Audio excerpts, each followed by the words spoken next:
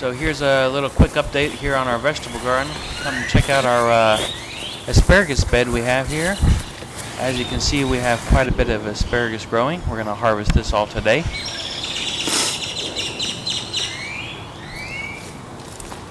Most definitely, after we harvest this, clean out some of the weeds that are growing there, as you can see also. This asparagus bed's been in there for 5-6 years now. We got this special asparagus knife we found. Makes it pretty easy to harvest. You don't want to cut too low to damage the crowns underneath the soil there. Comes in pretty handy.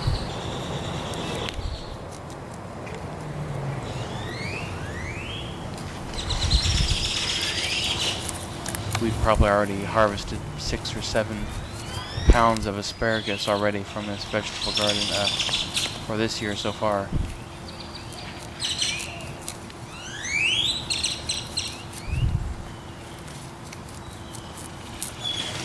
And there it is, ready to cook.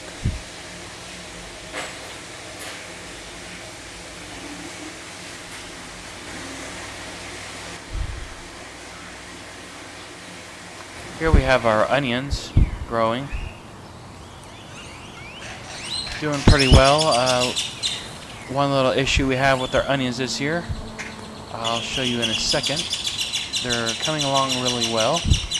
We've had some crazy weather here in Dallas, Texas. Gets up to the 70 and 80 degrees high one day, and then the next day the high of 40.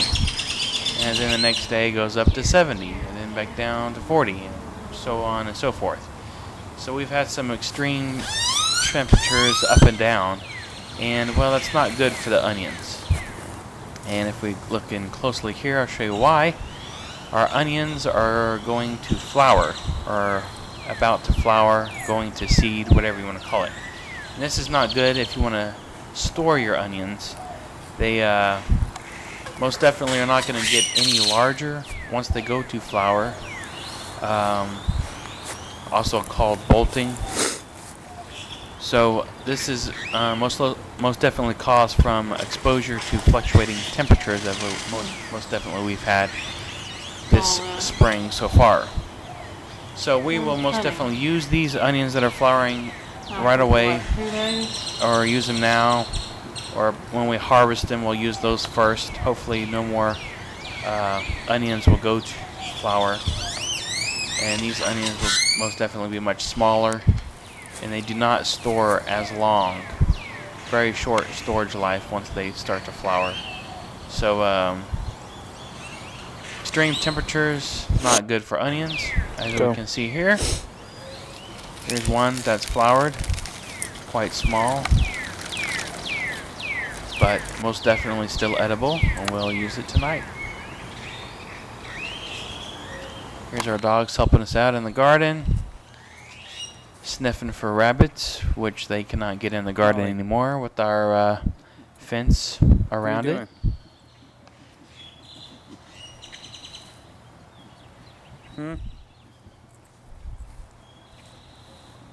Jackson, excuse me.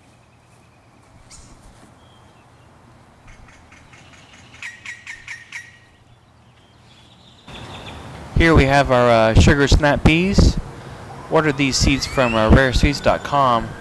I think they had mixed up the seeds in the packaging, because I've got snow peas, as you can see there. And then we have sugar snap peas also, so quite a mixture of different kind of edible pea pods. I only ordered the sugar snap peas, but we got quite a bit of snow peas growing too. Here we have broccoli. It's gone to flower, gone to seed. A little bit too warm now for broccoli.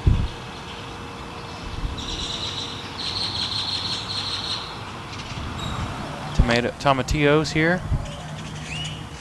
One on the plant so far. Quite a few flowers on the plant. Having our tomatillos pretty soon. Here is a bell pepper plant. I believe this is a Red Beauty or something like that. Got some more flowers on it. Quite small of a plant still, so still growing nicely.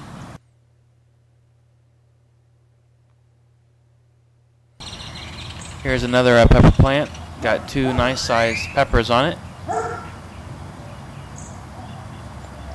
This is called Sweet Heat. Never grew this before. We'll see what that tastes like. Here we have our bush beans coming along. Starting to grow much faster now that it's warmed up and staying warmer. Our pole beans here, 2 varieties growing up the trellis that we built. Here I have the lychee tomato plant, which we grew from seeds. As you can see real closely, there's quite a bit of thorns on this tomato plant. These are going to be small, red-looking tomatoes with a husk on them. First time growing them this year. So far, so good. This plant has grown 3 times its size in about a week or 2. Here's some dinosaur kale. Kale really looking good. Good for juicing, sauteing, eating raw on a salad. And here's our garlic coming along, and shallots, of course. Can't wait to harvest these. So there's a quick update on our vegetable garden, what we got going on so far. End of April here. Potatoes coming along after they've been killed to the ground. Came back up nicely. Leeks, cabbage, tomatoes, which are most definitely behind also because of the cold, extreme weather we've been having. Sugar snap pea forest there. And then here in this bed we got, of course, the zucchini, squash, watermelon, and pumpkins. So thanks for watching. Here's some of our flowers we have in our perennial bed. Try to attract as many honeybees to our yard as we can. Help pollinate our vegetables. So thanks for watching.